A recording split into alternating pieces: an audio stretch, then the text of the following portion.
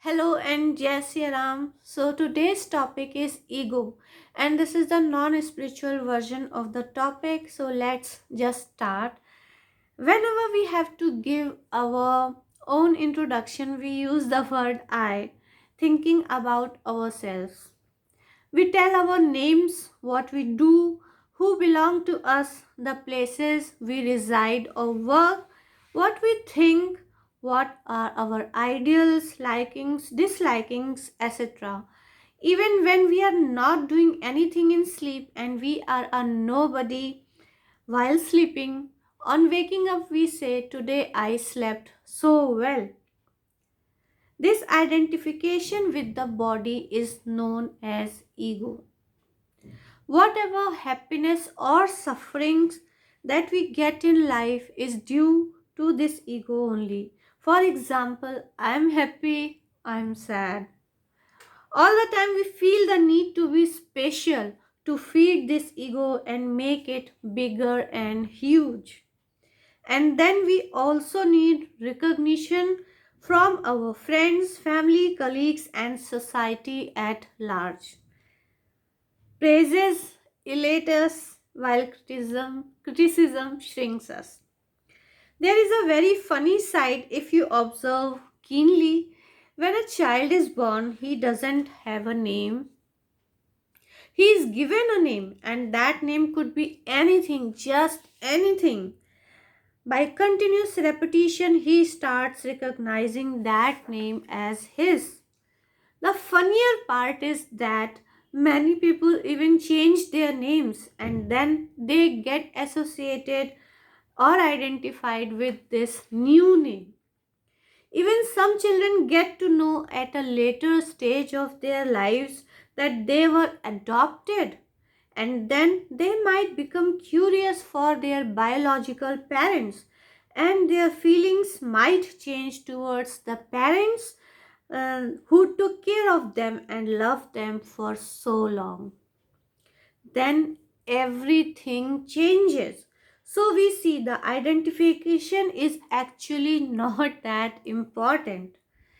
Changes are happening in our likings, dislikings, our thoughts, our ideals, our relationships at work or home.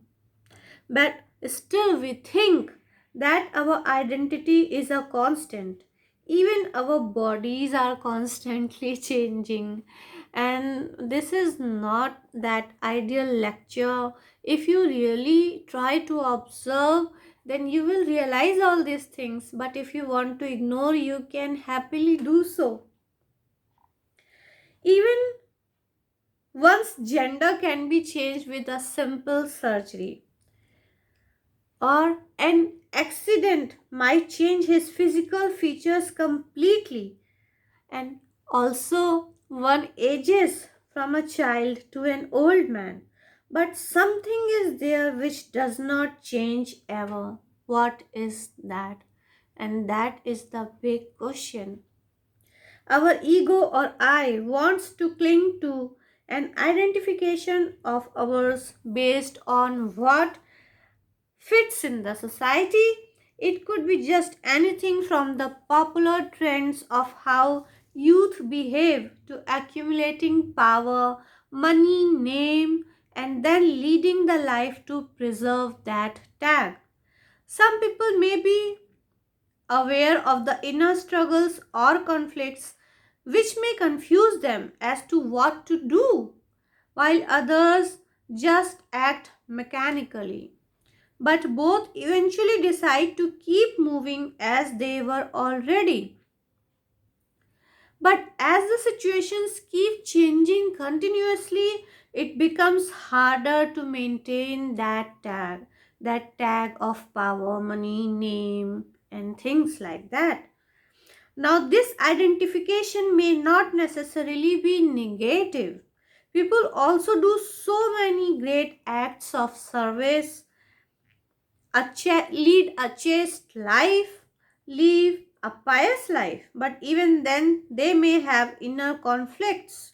Even their good deeds may have the motivation of being called good in the society, but at a deeper level, They may be working out of jealousy or competition.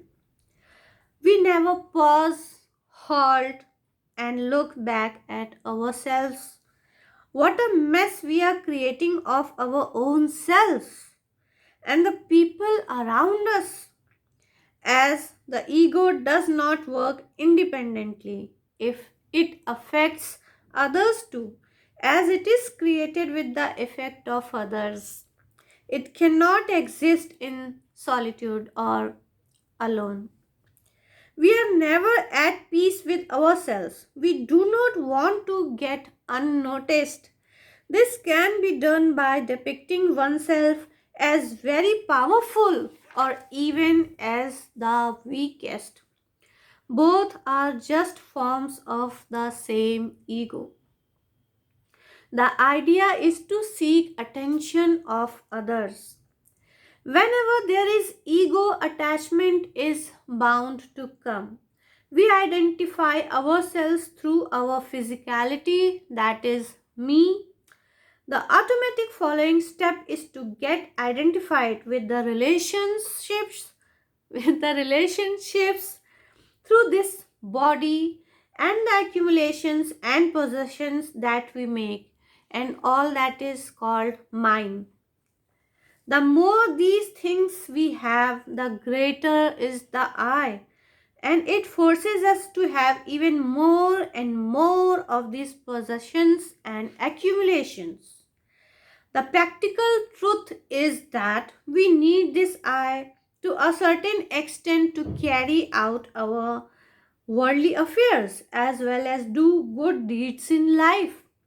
But then we can see that no matter how much effort we do, how many relationships we have, how much money, power, name, fame we have, there is always a void inside us. Don't you feel that?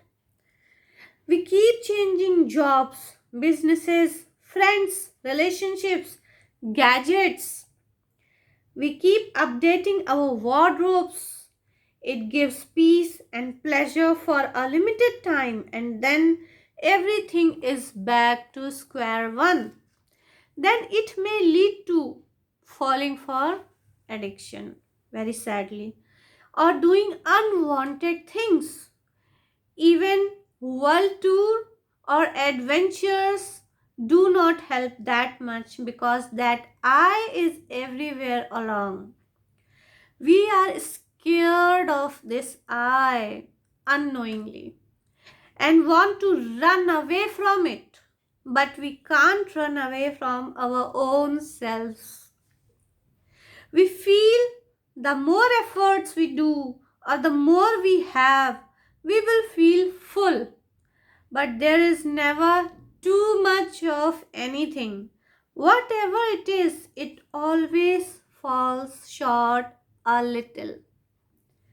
The greed of a little keeps us on our toes, worrying all the time. This greed doesn't come alone. Fear follows. That means we should get more in the future as well as retain what we already have. There is always emphasis on work, efforts, and it seems logical. A lack of effort makes us lazy, which actually we already are or want to be. No one wants to work and still wants all that he wants. Even begging alms is too much of a work for a beggar.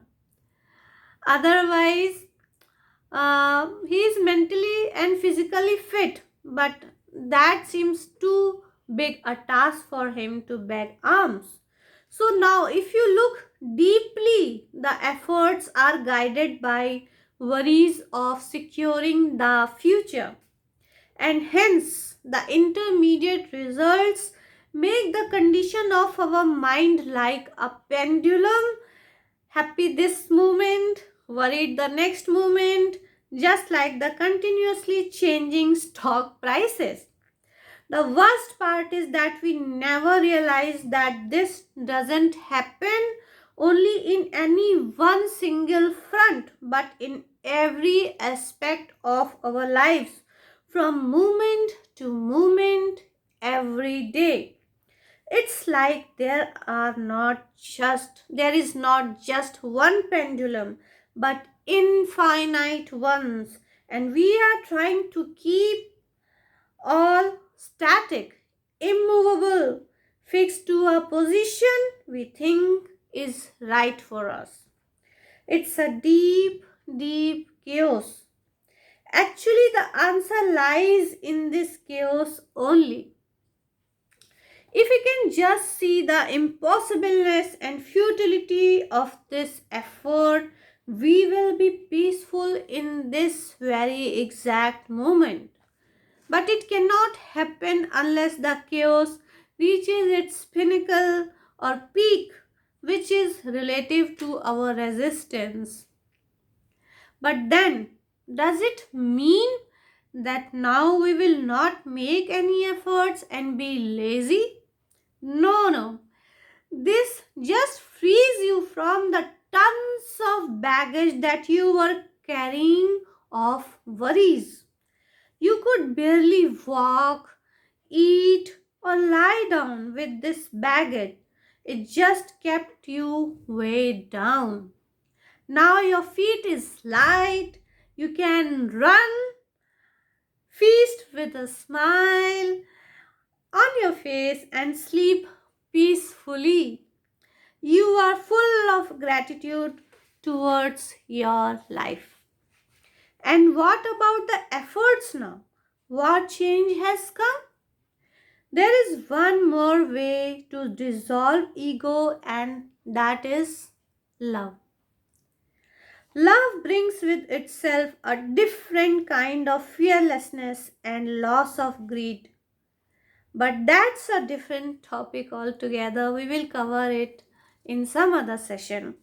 So, coming back, the efforts are now to give your best to what is needed the most. Then there is a clear vision that we get through which we see everyone around us going through the same problems. No matter how rich, how poor, how powerful, how weak he or she is, even age doesn't matter. More and more people start getting included in your definition of I. Not only people, but more than that, and you will know it yourself. I cannot explain that to you. Your efforts multiply, not reduce, but now they are directed where you are needed the most. You won't get rest now unless you start doing that. If all this is not happening, then you need more suffering as you are showing more resistance.